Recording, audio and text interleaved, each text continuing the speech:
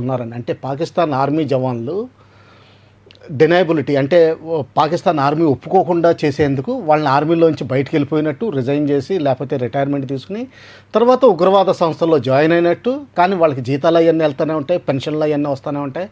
వాళ్ళని ఇండియాకి పంపించి ఈ కంట్రోల్డ్ విధంగా పాకిస్తాన్ ఐఎస్ఐ ఈ ఆపరేషన్ చేయించినట్టు మనకి నిశ్చయంగా తెలిసిపోయింది. అంటే వాళ్ళు అఫీషియల్గా అక్కడ లేకపోయినా కూడా అన్అఫీషియల్గా అక్కడ నుంచి ఉన్న వ్యక్తులే అంటారు. ఎగ్జాక్ట్లీ అంటే డైరెక్ట్గా దీని మూలం జనరల్ అసీం మునీర్ దగ్గర నుంచి వస్తుంది.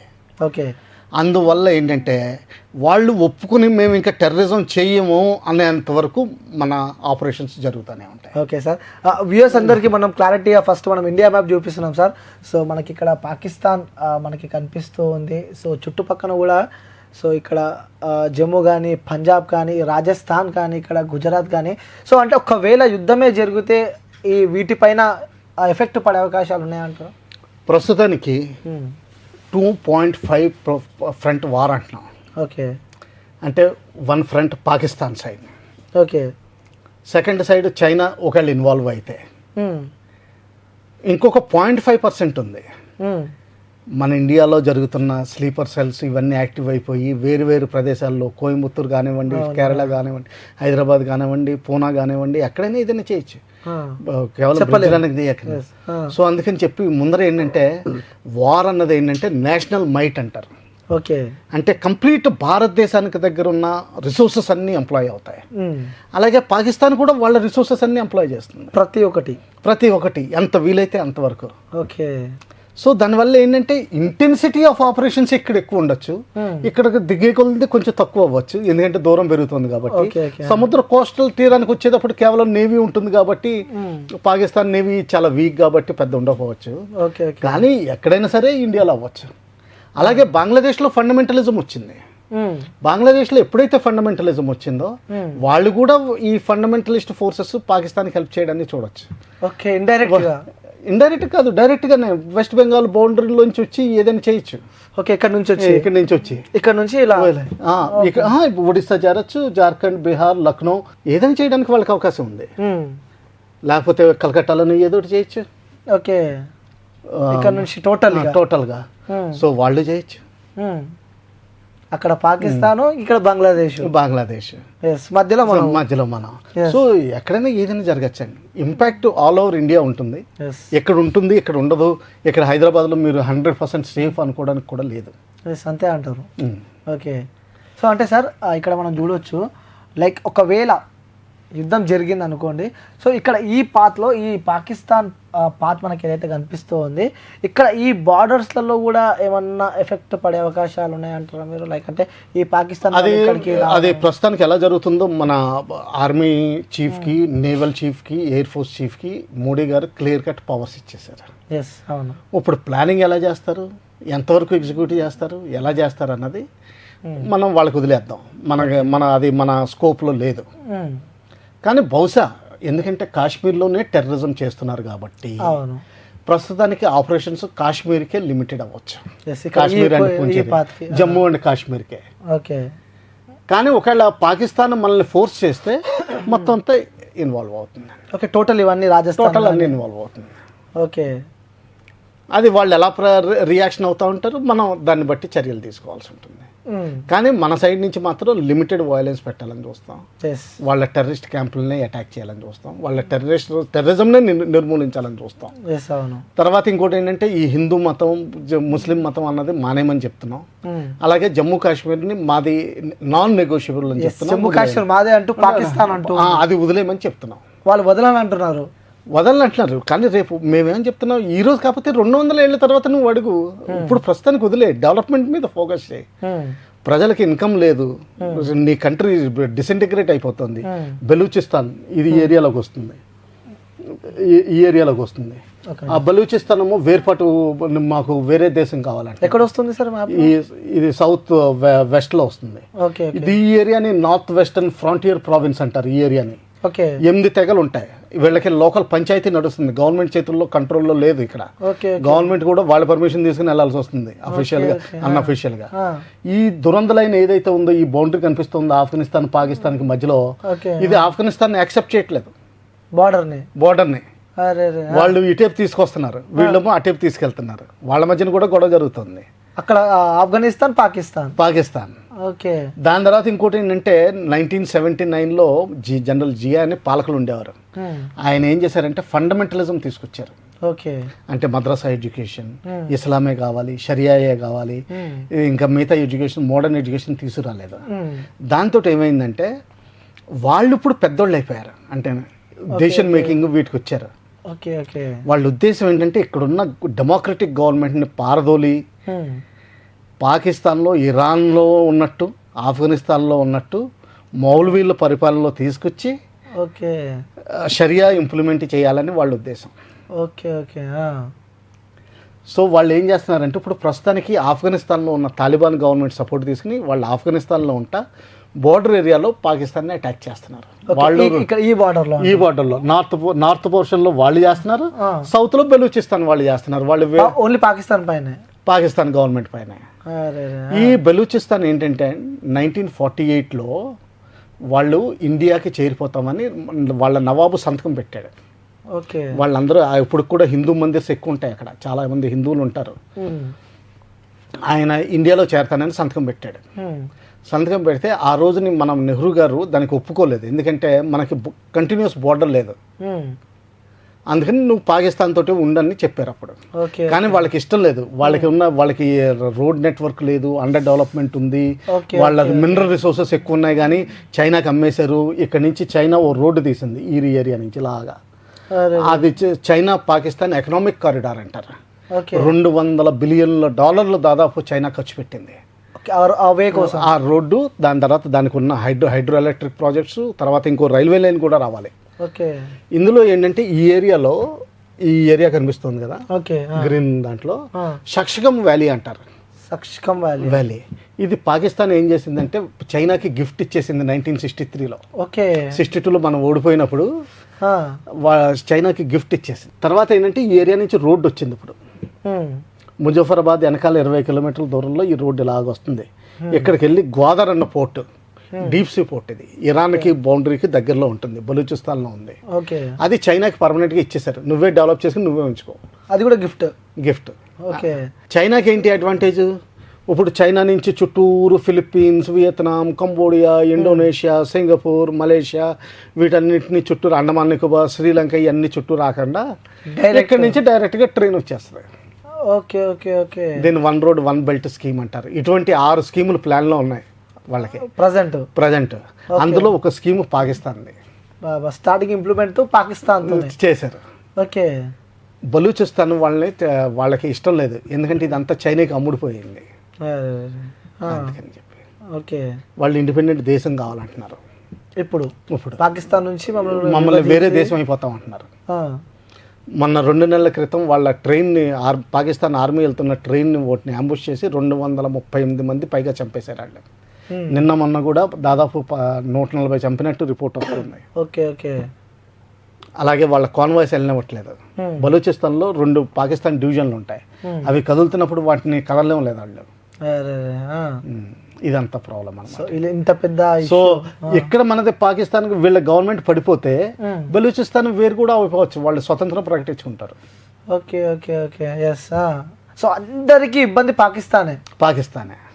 అటు ఆఫ్ఘనిస్తాన్ కి, ఇటు మన అందరికి ఇండియాకి, ఇటు ఇరాన్ కూడాను. ఎందుకంటే పాకిస్తాన్ సున్నీస్, ఇరాన్ షియా.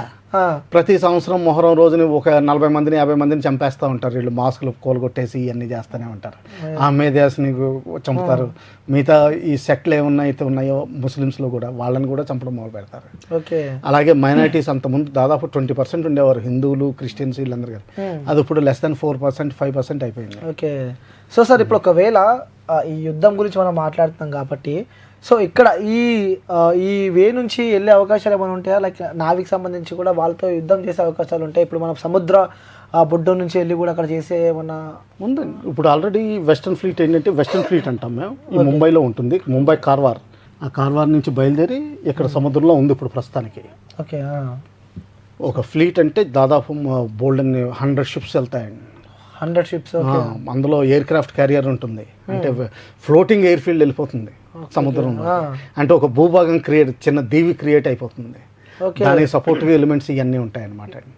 అది కరాచీని బ్లాకేడ్ చేసి ట్రేడ్ బ్లాకేడ్ ఇంప్రూవ్ చేయొచ్చు. Okay okay. అసలు కరాచీ బయట నుంచి వెళ్ళడానికి లోపలికి వెళ్ళడానికి ఏమీ లేకుండా చేసేయచ్చు. దాని తర్వాత మనకి 3 న్యూక్లియర్ సబ్మెరీన్స్ ఉన్నాయి. అంటే ఒక నెల రోజులు బయటికి రాకుండా సముద్రంలో లోపల కూర్చుని ఒకవేళ మొత్తం న్యూక్లియర్ బాంబులు అన్నీ అయిపోయిన తర్వాత కూడా అక్కడి నుంచి న్యూక్లియర్ బాంబులు మనం ఫైర్ చేయొచ్చు. అది ఆ కెపాసిటీ పాకిస్తాన్కి లేదు. మన బెనిఫిట్ అది. మనకున్న ఒక ఆప్షన్. మనకున్న ఆప్షన్ కాదు, మనం సర్వనాశనం చేయగలం, వాళ్ళు సర్వనాశనం చేయలేరు.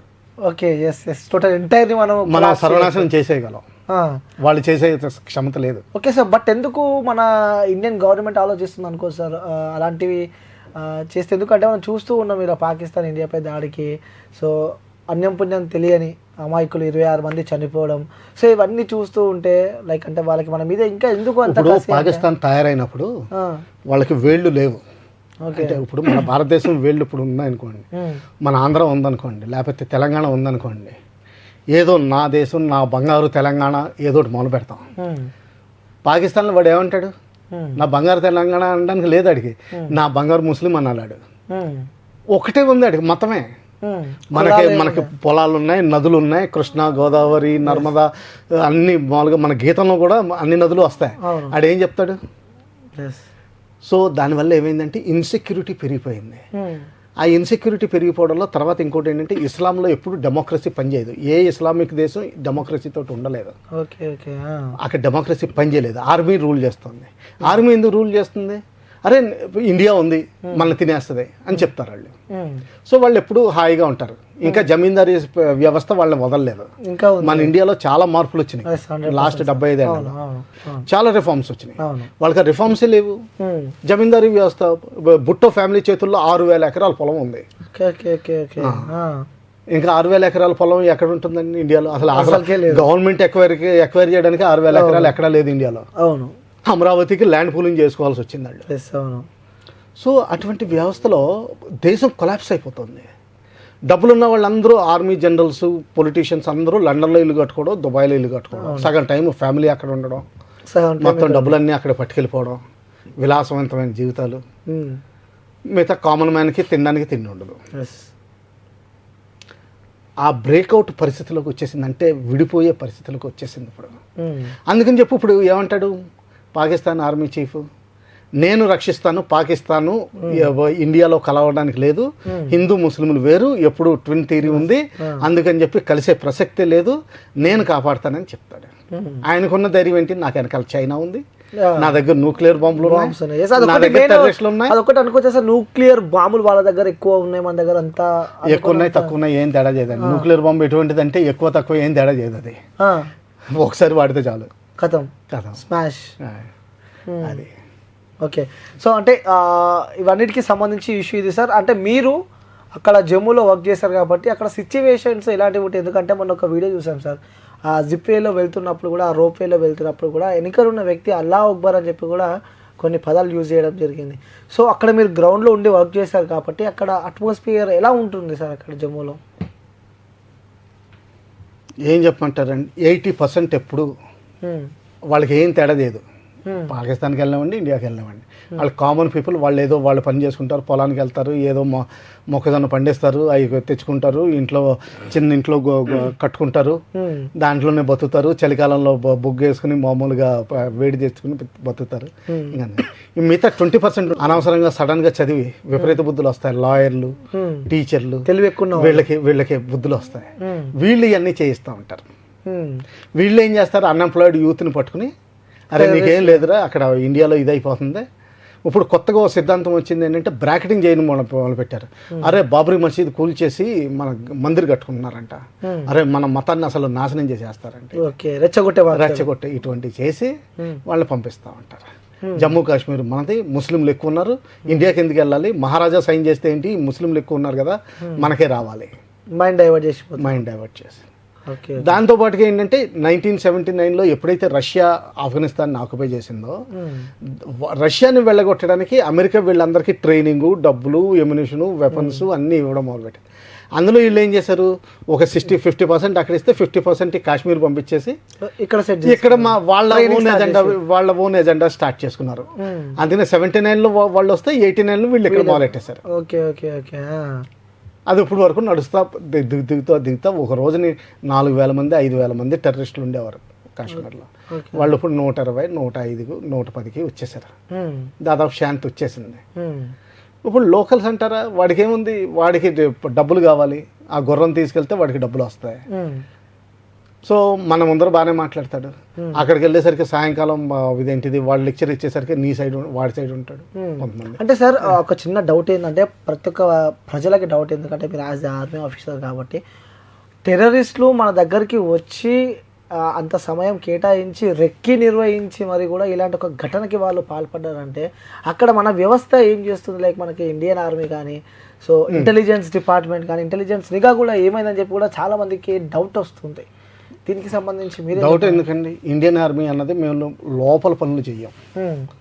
అసలు ముందర మీకు క్లారిఫికేషన్ ఇవ్వాలి ఏంటంటే, Indian army, navy, air force ఇవన్నీ వేరు. బిఎస్ఎఫ్, సిఆర్పిఎఫ్, ఎస్ఎస్బి ఇవన్నీ వేరు. ఇవన్నీ హోమ్ మినిస్ట్రీ చేతిలో ఉంటాయి. వీళ్ళందరూ పోలీసులు, వాళ్ళకి రిజర్వేషన్ ఉంటుంది అందులో జాయిన్ అవ్వడానికి. మా ఆర్మీలో రిజర్వేషన్ లేదు, ఓన్లీ మెరిట్ మీద వెళ్తారు. ఆఫీసర్లు ఏంటి, జవాన్లు ఏంటి అందరూ. ఏంటంటే మేము లాస్ట్, అంటే దేశానికి లాస్ట్ వెపన్. అంటే మేము ఆర్మీ క్లోజ్ అయిపోయిన తర్వాత ఇంకా దేశం పడిపోయినట్టే లెక్క. ఇంకా సేవ్ చేసేవాడు ఎవడు లేడు. మెయిన్ లాస్ట్ వెపన్ రిసార్ట్ అంటాం.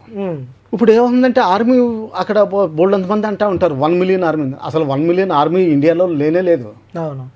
ఏదో ఒకటి చెప్పేస్తే ఇప్పుడు అయిపోదు. తర్వాత ఏంటంటే లోకల్ సపోర్ట్ ఉంటే ఏదైనా చేయొచ్చు. టెర్రరిస్టులకి లోకల్ సపోర్ట్ లేకపోతే ఏది చేయలేరు. ఇప్పుడు నక్సలిజానికి లోకల్ విలేజెస్లో సపోర్ట్ లేకపోతే నక్సల్స్ ఏం చేయగలుగుతారు? ఎన్ని రోజులు బతుకుతాడు అరణ్యంలో కందమూలాలు తిని? సో సపోర్ట్ ఉండబట్టి వాడికి ఒక కాజ్ దొరుకుతుంది. అరే నీకు డెవలప్మెంట్ అవ్వలేదు, నీకు ఎడ్యుకేషన్ లేదు, అక్కడ హైదరాబాద్లో హాయిగా ఇదేంటి పిజ్జాలు తింటున్నారు, ఇది తింటున్నారు, అక్కడ కాఫీ 30 రూపాయలంటే ఇక్కడ మనకి టీ 5 రూపాయలేనంట. ఇదని ఏదో డిఫరెన్స్ తీసుకొస్తాడు. వాళ్ళేమో ఇంట్లో కూర్చుని ఆడవాళ్ళు కూడా టీవీ చూస్తూ ఉంటారు, మనకి అసలు కరెంటే లేదంటాడు. స్మైల్ డైవర్ట్ చేస్తూ ఉంటారు. ఇప్పుడు టెర్రరిస్టులు అంటారా, ఏముంది, ఇప్పుడు పాకిస్తాన్లో పాపులేషన్ ఎక్కువ. ఇప్పుడు ఎందుకు పనికిరాని పల్లెటూరుని తీసుకొచ్చి నీకు గన్ ఇస్తాను, నువ్వు అక్కడికి వెళ్ళి నువ్వు అదే ఇదేంటిది ఎవరిని చంపాలనుకుంటే వాళ్ళని చంపు, ఎవరికి నీకు డబ్బులు కావాలంటే అది నీకు డబ్బులు ఇస్తాడు, ఏ ఇంట్లో కావాలంటే ఆ ఇంట్లో ఉండు, నువ్వు ఇంట్లో ఉన్న ప్రివిలేజెస్ అన్నీ తీసుకో, హ్యాపీ అనుకుంటాడు.